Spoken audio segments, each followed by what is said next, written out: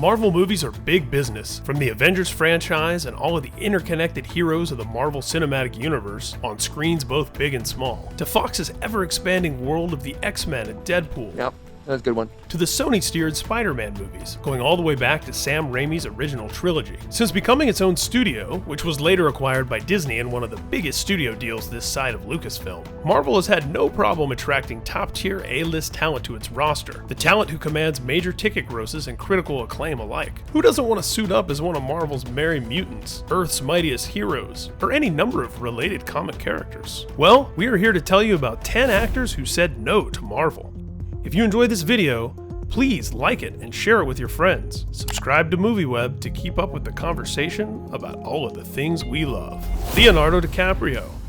At this point, we've seen no less than 3 actors on the big screen as Peter Parker. But a decade before Sam Raimi got the wall crawler off the ground with his 2002 film, James Cameron was dead set on making a Spider-Man film with Crowe Pictures, the independent production company responsible for a slew of movies in the 80s and 90s, like Rambo, Showgirls, Universal Soldier, and Cameron's own Terminator 2 Judgment Day. Hasta la vista, baby. Crowe were big fans of Arnold Schwarzenegger, with their fingerprints on Red Heat and Total Recall as well as T2. The director was keen to cast Arnold as Dr. Octopus, with his T2 co-star Edward Furlong as Peter Parker. The cast would have also included Lance Henriksen as Green Goblin, Drew Barrymore as Gwen Stacy, and Katharine Hepburn as Aunt May. But Crowe rather famously went bust in 1995, and Cameron moved forward with Titanic instead. Sony Pictures was all about Cameron's Spider-Man script though, and were eager to get his Titanic star into the tights. Alas, just as Leonardo DiCaprio had once turned down playing Robin in Joel Schumacher's Batman Forever, he passed on Peter Parker. Tom Cruise. The Cannon Group folded a year before Crowe, with a much less impressive filmography as a result of the constant cranking out of low to medium budget schlock starting in the late 60s. Cannon produced such wonders as American Ninja, Masters of the Universe, Superman 4, The Quest for Peace, and Highlander, the types of movies with modest success but adoring fans who revel in nostalgia for the goofy and sublime. Did we need a 4th Death Wish movie? Van Damme and Cyborg? Probably not, but they were fun. Who doesn't love Bloodsport? The rise and fall of Cannon is documented in Electric Boogaloo, the wild, untold story of Cannon Films. Cannon tried to get a Spider-Man movie going in the late 80s, the same era when they distributed Jean-Luc Godard's French New Wave take on King Lear. As legend has it, Cannon purchased the rights to Spider-Man from Marvel for a paltry $225,000. There were 10 different screenplays, including one that saw Peter Parker transforming into a literal spider. Tobe Hooper of the Texas Chainsaw Massacre fame was at one point attached to direct, before Joseph Zito came on board. Zito directed 1984's Friday the 13th, The Final Chapter, and later Dolph Lundgren's Red Scorpion. Cannon dreamt of a Spider-Man movie with Tom Cruise in the lead, Bob Hoskins as Dr. Octopus, and Lauren Bacall as Aunt May. Cruise, of course, passed on the project, but it nearly started filming in late 1988 with the same director as Kickboxer 2 and The Sword and the Sorcerer. But 2 weeks before filming, Cannon's latest rights renewal check to Marvel bounced. That same director did have his chance to ruin another Marvel character though, taking the reins for the disastrous 1990 take on Captain America starring Matt Salinger. Tom Cruise wasn't finished with Marvel either. That's right. Iron Man was another Marvel superhero who kicked around in development hell for years, bouncing over to Universal at one point and being offered to everyone from Quentin Tarantino to Joss Whedon. Marvel wrestled the rights back in 2005 and hired Jon Favreau in 2006, while everyone from Timothy Olyphant to Clive Owen to Nicolas Cage was tossed around as a potential Tony Stark at some point. Tom Cruise seems to be the guy who came closest to actually doing it, before the movie was eventually made with Robert Downey Jr. I am Iron Man. Both before the rights went back to Marvel, and even after Favreau was drafted. Keep in mind that first Marvel Studios film was made together with Paramount, who has a long-running relationship with their Mission Impossible star. Cruise reportedly walked from Iron Man, which would have made him a co-producer as well, simply because he didn't like where the script ended up. During a 2016 appearance on Jimmy Kimmel Live, he confessed that while he enjoys comic book movies, he's content making Mission Impossible and Jack Reacher films for now. Russell Crowe. Speaking of Tom Cruise and Mission Impossible, it was that very action franchise that caused another actor to have to say no to Marvel, even after first saying yes.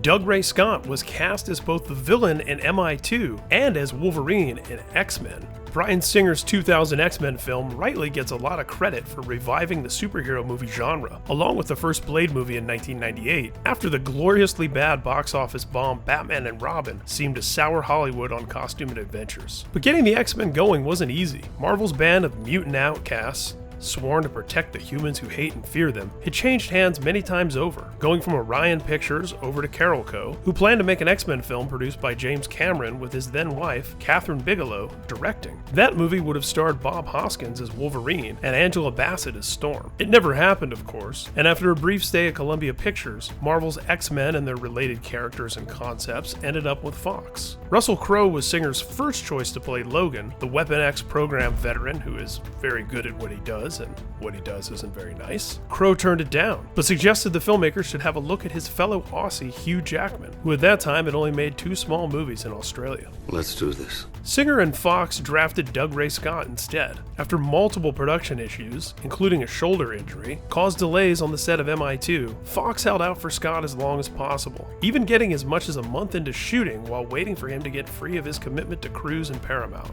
Scott had to go. Hugh Jackman was getting fitted for his claws and leather costume less than a week after finalizing his deal. The rest, as they say, is superhero movie history. Snicked. Snickety snicked. Joaquin Phoenix.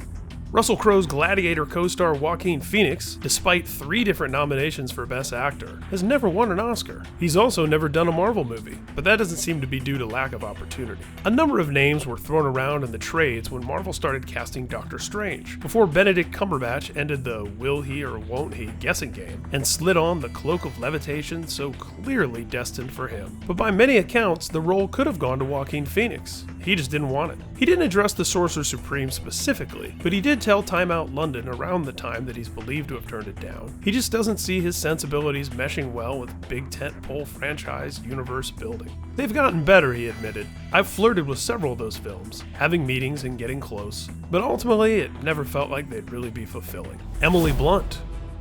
Emily Blunt has had to say no to Marvel not once, but twice. The Devil Wears Prada star was the original choice for Black Widow. She would have made her debut as Natasha Romanoff in Iron Man 2, a role that we now know, of course, would have led to parts in at least 3 Avengers movies, as well as Captain America the Winter Soldier and Captain America Civil War thus far. And speaking of Cap, she was also offered the role of Peggy Carter in the first Avenger. Fox reportedly had her under a contract for a film of their choosing. The studio chose Gulliver's Travels, the schedule for which prevented her from showing up in Iron Man 2. A bummer for sure, considering how the Jack Black vehicle turned out. Jessica Chastain.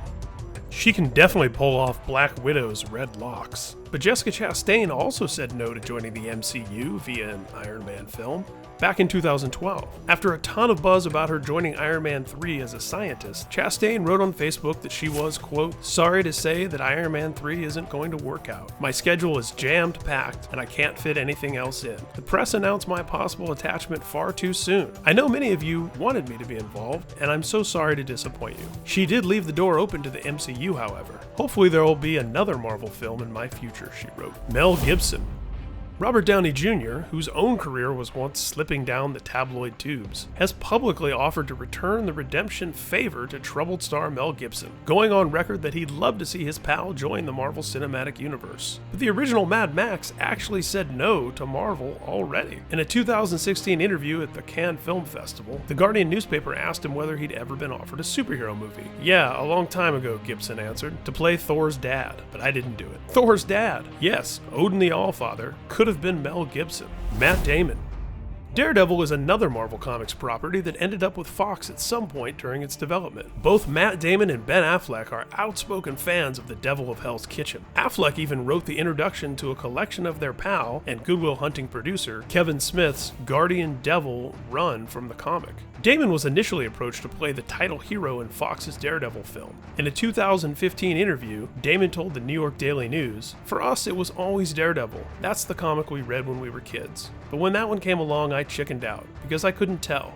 I hadn't seen the director work and I didn't know, so I just said no. Ben was like, I gotta do it. And the movie ended up doing very well, even though I don't think Ben was ultimately very proud of it. At 44% on the tomato meter, Mark Steven Johnson's Daredevil is mostly remembered for being bad. But as Damon rightly pointed out, it was far from a bomb. Daredevil made $179 million around the world, earned some Teen Choice and MTV Movie Awards, helped launch mega platinum hard rock band Evanescence, produced the Elektra spin-off, and paired Affleck with the future mother of his kids. In that same 2015 interview, Damon said he'd suit up as Daredevil if it were offered to him again, and Christopher Nolan were directing. Of course, Fox ended up letting the rights to the movie lapse, and Daredevil returned solely to Marvel's loving hands. Matthew McConaughey. It's no surprise that someone with the stature, acting pedigree, and fan-beloved charisma of Matthew McConaughey has gotten scripts from both Marvel and DC. But in October 2015, Variety reported that he'd passed on a major Marvel role. All right. In January 2017, McConaughey told Playboy why he said no to Ego, the Living Planet, explaining he picked the Stephen King adaptation The Dark Tower instead, as it was the first entry in a potential franchise rather than the second. I like Guardians of the Galaxy, but what I saw was, it's successful, and now we've got room to make a colorful part for another big name actor, he said. I'd feel like an amendment. What do you think about these 10 actors who said no to Marvel? If you enjoyed this video, please like and share it with your friends. And be sure to subscribe to MovieWeb to keep up with the conversations about all of the things we love.